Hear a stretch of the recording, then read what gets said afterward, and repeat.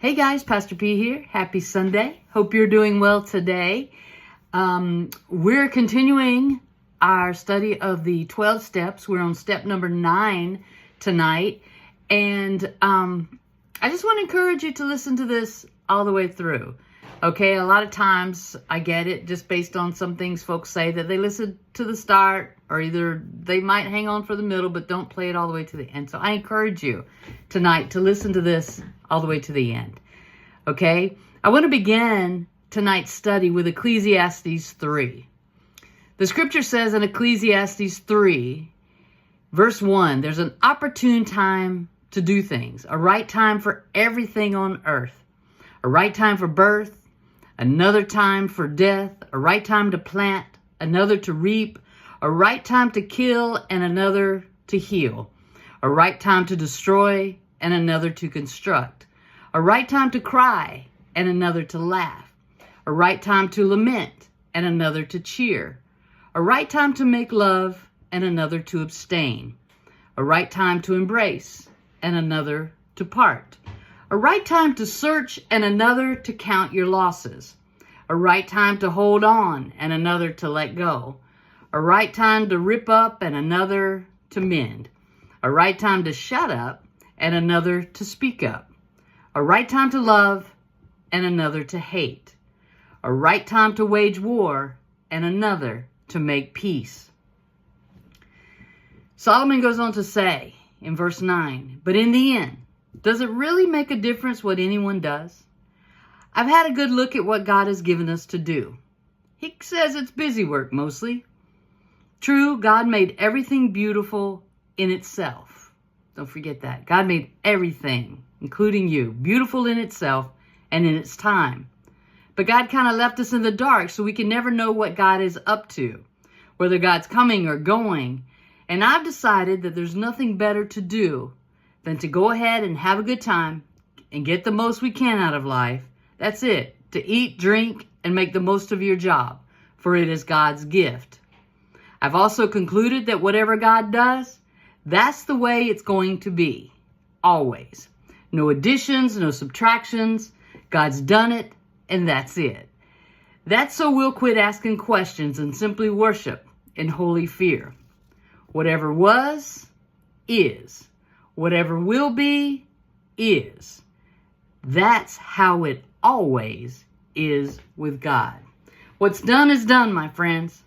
As we land in step number 9 says, we made direct amends to such people whenever possible, except when to do so would injure them or others. You remember last week we made a little chart with step 8. We wrote down who we need to make amends to, what we need to say, what we need to be about doing, what we need to, what our wrongdoing was, how we're going to go about, what is the best amend. Do we write a letter? Do we make a phone call? Do we make a personal visit?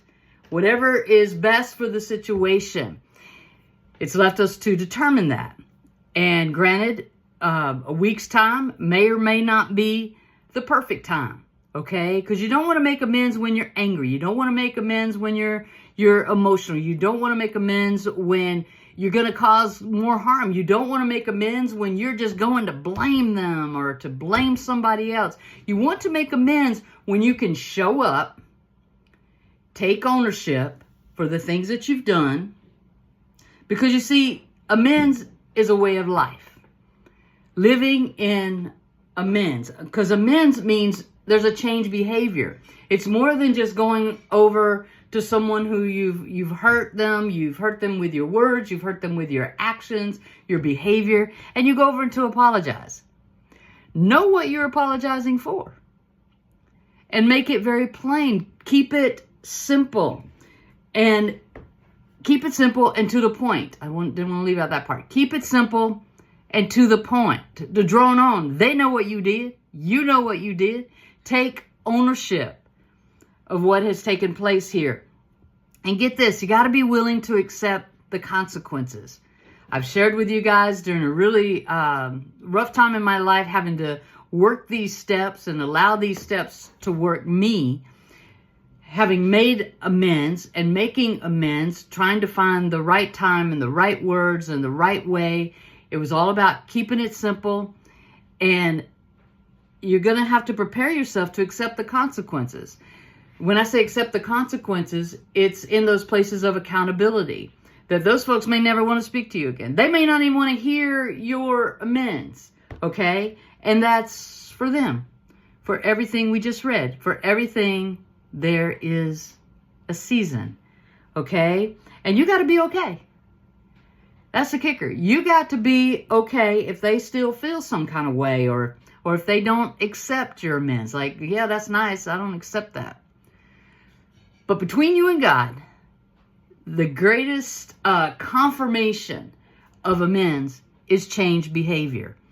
Okay? It's when you work that work inside of you and you allow change to happen in you. Okay?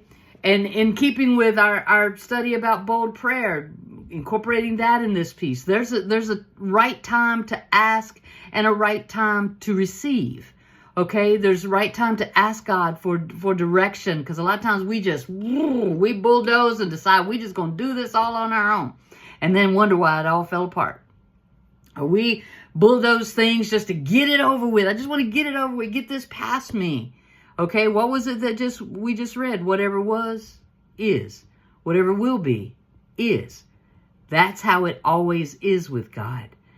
Okay? It's all about doing things in the right season and trusting God, allowing this work to work through you. Okay? Because a lot of times, again, we just want to jump out there and just do something because it's going to make us feel good. It's going to make us feel better. Well, when you wrong someone, it's not about you anymore. It's about how to make amends to them, how to make it right to them in a way that they can hear it or can feel it, but still be okay in your own heart if they don't accept it or they don't respond to it, and be like, okay. They don't even have to say goodbye. They can turn around and walk away, and you got to be okay with it. But at the same time, be okay with those that want to stay in your life. Be okay with those that God is using to speak things into your life.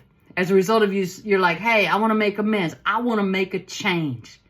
I want to have that lean not on my own understanding moment. Okay? I want to be, metamorphosized, transformed by the renewing of my mind. I want that work to happen in me.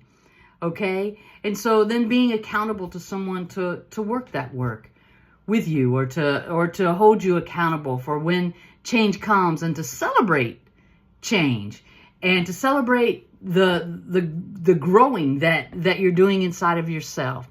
Know tonight that what you're going through matters. What you've been through matters.